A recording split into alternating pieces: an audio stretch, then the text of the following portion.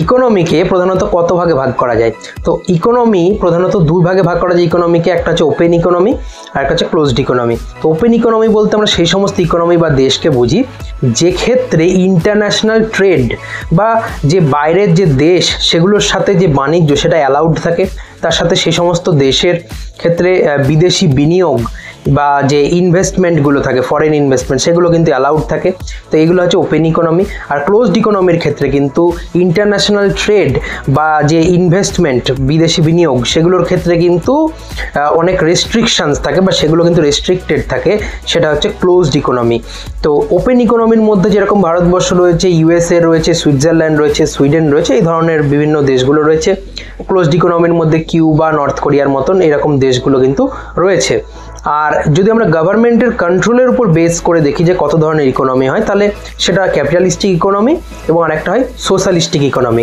Capitalistic ইকোনমির ক্ষেত্রে যে resources বা যে সমস্ত প্রাকৃতিক সম্পদ বা কাঁচামাল সেগুলোর ওপর এবং তার সাথে সাথে যে গুডস অ্যান্ড সার্ভিসেস পণ্য এবং পরিষেবা প্রস্তুত হয় সেগুলোর উপর, মানে সেগুলো কতটা প্রোডাকশন হবে, সেগুলোর প্রাইস কীরকম হবে, সেগুলোর কীরকম ডিস্ট্রিবিউশন হবে, এই সমস্ত বিষয়ের উপর কন্ট্রোল যখন প্রাইভেট কোম্পানিগুলোর হাতে থাকে বা সেগুলোর প্রাইভেট মালিকানা আর কি প্রাইভেট কোম্পানিগুলোর হাতে থাকে, তখন সেটাকে আমরা বলি ক্যাপিটালিস্টিক ইকোনমি।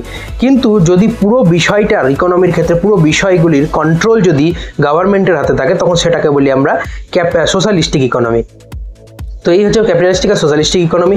আর যদি দেখা যায় যে ওনারশিপ বা মালিকানার ভিত্তিতে যদি আমরা দেখি বিচার করে, তাহলে মালিকানার ভিত্তিতে কিন্তু ইকোনমি প্রাইভেট ইকোনমি হয় আর পাবলিক ইকোনমি হয়। প্রাইভেট ইকোনমি বলতে ওই অনেকটা ক্যাপিটালিস্টিক ইকোনমির মতনই, মানে পুরো বিষয়টার control goods and services production থেকে ডিস্ট্রিবিউশন থেকে শুরু করে প্রাইস বা বিভিন্ন বিষয়ে যে কন্ট্রোলগুলো সেগুলো প্রাইভেট কোম্পানির হাতে থাকে।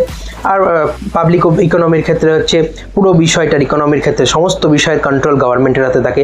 কিন্তু ভারতবর্ষ হচ্ছে একটা মিক্সড ইকোনমি।